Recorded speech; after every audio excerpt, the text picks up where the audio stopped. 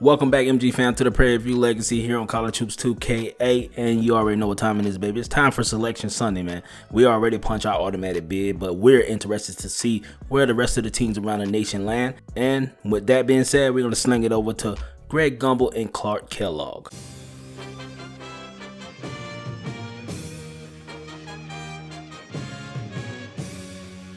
Hi, and welcome to 2K Sports Studios. I'm Greg Gumbel with Clark Kellogg. We're here with the 2K Sports NCAA Selection Show. We're all set to show you the seedings and pairings, so get out your bracket sheet, get those pencils ready. Here are the basics. Of the 65 available tournament bids, 31 are automatically given to conference champions. The tournament committee hands out the remaining 34 bids on an at-large basis. An opening round game will take place on Tuesday night to narrow the field to 64 teams. But before we unveil the brackets for this season, here's a look at the final top 25 media poll of the season. There are a couple of shakeups as we get ready for March Madness. The Kansas State Wildcats fell all the way from the number 14 spot to number 24. That's not the direction you want to be going at this time of year, but they're a strong enough team that I believe they can turn it around. Also, a new team has made the leap into the top 25. The Georgia Tech Yellow Jackets are back in the poll as the number 12 team. It's time to talk about the topic that has a lot of players and coaches holding their breath right now, the NCAA tournament bubble. These are the 10 teams that aren't worried as much about where they'll be playing as if they'll be playing. Clark, who jumps out at you there? Rutgers has been up and down this year, and it's a matter of which part of their schedule the committee wants to look at, the up part or the down part. And we have a few more teams in similar position, right, Clark? Ohio State put together a solid season, but their record just isn't impressive enough to make them a no-brainer bid. If the committee doesn't give weight to their tough conference, they could be out of luck. I'm sure it's been a long week for those teams, but the wait's almost over. The NCAA Selection Committee has finished its meeting, and we're ready to unveil the top 4 seeds in this year's tournament. The Florida Gators are the top overall seed, and they will play in the East Regional. On to the second number 1 seed, who will play in the South Regional. The North Carolina Tar Heels are seeking their 6th NCAA championship in school history. The Gonzaga Bulldogs are our third number 1 seed, and they'll play in the Midwest Regional. They return to the tournament after not making the field last year, so this will be a new experience for some of their younger players. And finally, our 4th number 1 seed will play in the West Regional. The Syracuse Orange are in the tournament field as a number 1 seed for the 3rd time in the history of their program. Now, here's how the brackets shape up based on where the number 1 seeds have been assigned. In one national semifinal game, the winner of the East Regional will play the winner of the South Regional. In the other semifinal game, the winner of the Midwest Regional will play the winner of the West Regional. Those games will be played on Saturday, April 4th. Then it'll be on to the national championship game on Monday night, April 6th. Anything shocking to you about those picks? I don't think I'm alone in my surprise with these picks. Whenever you reach this far down the poll for the top seeds, you're guaranteed to have some second guesses coming your way. So with the number 1 seeds out of the way, it's finally time to tackle the rest of the brackets. First up, we take a look at the East Regional. The Florida Gators are the top seed, finishing at 32-3.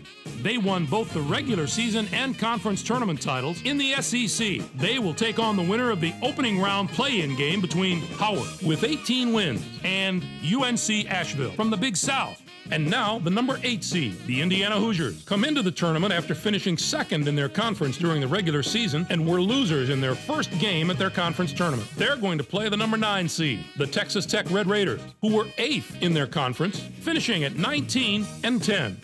Hawaii comes in as the number 5 seed, finishing at 25-6. And they will take on the 12th seed from the Big East, the Rutgers Scarlet Knights, with 22 wins. Creighton enters the field as the number 4 seed from the Missouri Valley Conference. This marks their 25th appearance in the NCAA tournament in the history of their school. They'll be getting ready to face the number 13 seed, the Marist Red Foxes, finished the season with 23 wins. The Creighton Blue Jays are going to provide serious matchup problems to any team that doesn't have depth and defensive ability at both guard spots. They have outstanding backcourt play at both ends of the court. It's the main reason they've made it this far, and they're going to have to maintain that form if they want to do some damage in this tournament. The Prairie View Panthers are in as the number 6 seed. They'll be taking on the number 11 seed, the St. Mary's Gales, with 23 wins. Temple comes in as the number 3 seed, finishing at 28-6. Southern Utah comes in to face them at number 14 with 23 wins in the tournament and regular season championships of the conference. Our number 7 seed is from the Big East. The Louisville Cardinals were rewarded for their outstanding play this season with an at-large bid and a ticket to the big dance. They are going to play the number 10 seed, the Nevada Wolfpack, who were 3rd in their conference, finishing at 18-7. Next up is the number 2 seed. The Wisconsin Badgers are the regular season champions from the Big Ten. They'll be going up against the number 15 seed, the UC Riverside Highlanders, with 19 wins. This will be their 2nd appearance in the NCAA tournament in team history. This bracket has the potential to give us a sensational matchup in the regional final if everything goes according to form and the top 2 seeds can survive the early rounds. Next up, we'll take a look at the South Regional.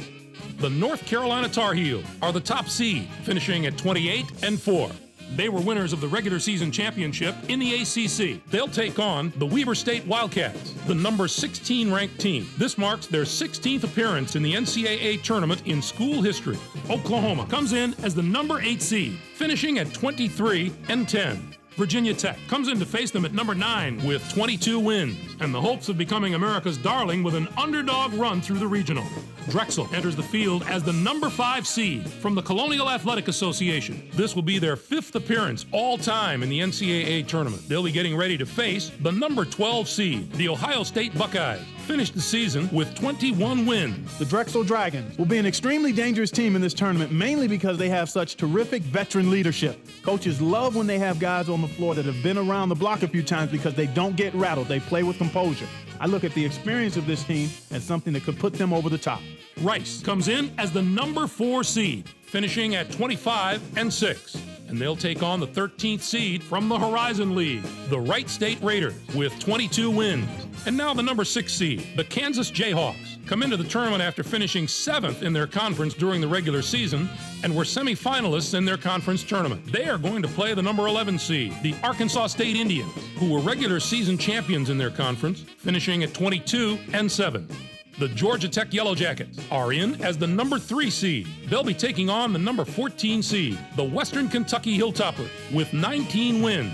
Next up is the number 7 seed. The Florida State Seminoles have established themselves as one of the best teams from the ACC. They'll be going up against the number 10 seed, the Kentucky Wildcats, with 20 wins. They return once more to the very familiar surroundings of the NCAA tournament. Our number 2 seed is from the Big East. The Fighting Irish of Notre Dame had a tremendous year that included a regular season championship. They're going to play the number 15 seed, the away team, who came in first in their conference tournament, finishing at 19-10.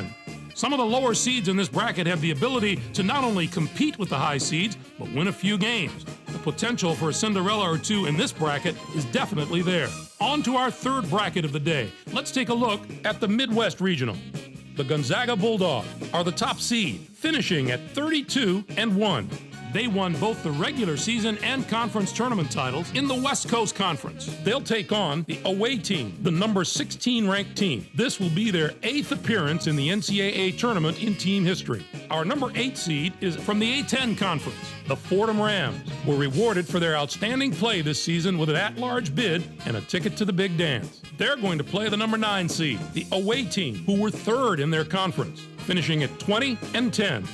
The Providence Friars are in as the number 5 seed. They'll be taking on the number 12 seed, the Northwestern Wildcats, with 20 wins.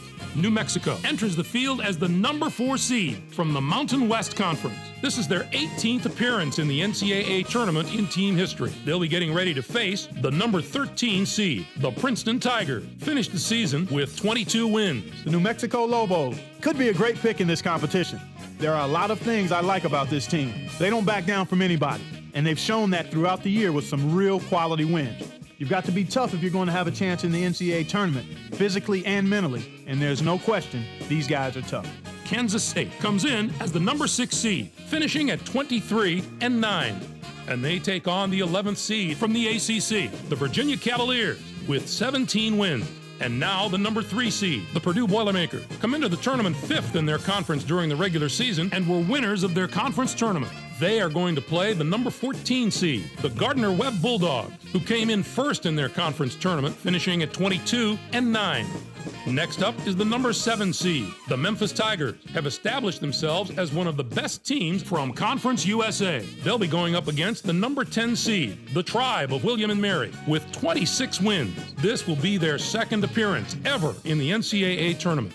USC comes in as the number 2 seed, finishing at 27-6. Georgia Southern comes in to face them at number 15 with 22 wins in the tournament and regular season championships of the Southern Conference. What a tremendous regional final we'd have in this bracket if the number 1 and 2 seeds here make it through the first 3 rounds unscathed. That could be one of the games of the tournament. And finally, let's have a look at the West Regional. The Syracuse Orange are the top seed, finishing at 26-6. They were conference tournament champions in the Big East. They'll take on the Central Michigan Chippewas, the number 16 ranked team. This will be their 5th appearance in the NCAA tournament in the history of their school. Next up is the number 8 seed. The Utah State Aggies are the regular season champions from the WAC. They'll be going up against the number 9 seed, the Maryland Terrapins, with 19 wins. They return once more to the very familiar surroundings of the NCAA tournament.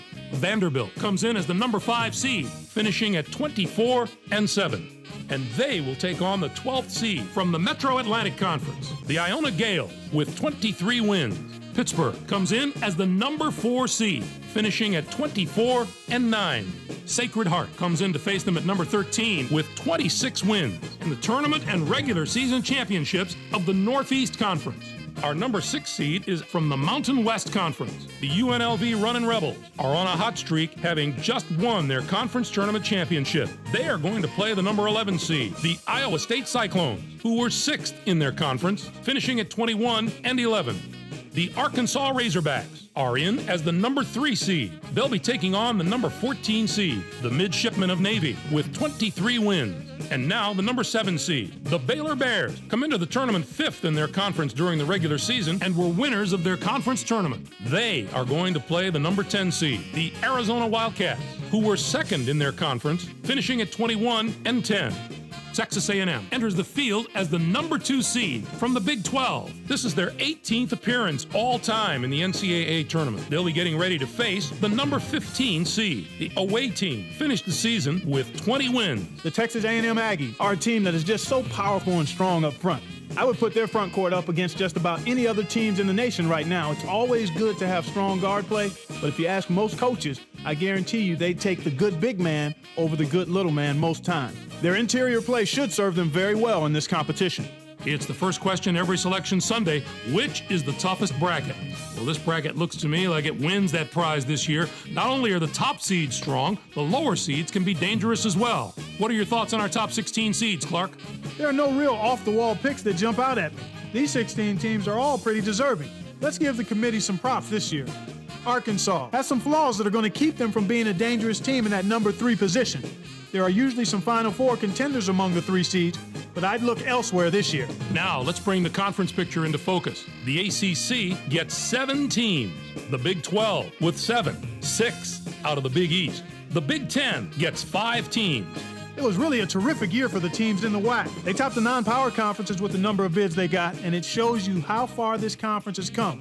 They're becoming dominant at that level. It's too bad we didn't see more small conference schools in the tournament. None of those conferences got more than 1 team in the tourney, and I don't expect any David and Goliath stories out of the teams that did get in. I'm surprised there were so few bids for the teams in the A-10. It was an especially disappointing year for that conference. Usually you can count on a few of the nation's elite teams coming out of there, but this was a season where very few of those teams could maintain any type of positive momentum. Let's come back to the bubble teams that we mentioned earlier in the show and see which of the teams were able to get into the tournament. Northwestern got rewarded for having the toughest schedule of any of the bubble teams. Strength of schedule is always going to be a tiebreaker for the bubble teams, and it definitely swung the committee in their favor. While they start prepping for their first round games, the 5 teams on the other side of the page will be full-time students again. St. John probably thinks their resume is as good as a few of the teams that got an invitation, but they didn't have that preseason tournament championship or that one big win that would have set them apart. Thanks, Clark. I'm sure that this year will provide us with all the thrills and excitement that we've come to expect from the tournament. Greg, let's throw the ball up right now. I can't wait to get started. I hope this is an NCAA tournament that gives a lot of those special moments that stay with us for years to come. For my partner Clark Kellogg and for all of us here in the 2K Sports Studios, I'm Greg Gumbel. Thanks for joining us on the NCAA Selection Show, brought to you by State Farm, the #1 auto insurer. Enjoy all the excitement of the NCAA tournament. All right, so that was interesting. So we ended up with our highest seed yet, the 6th seed, and we're going to be facing St. Mary's, man.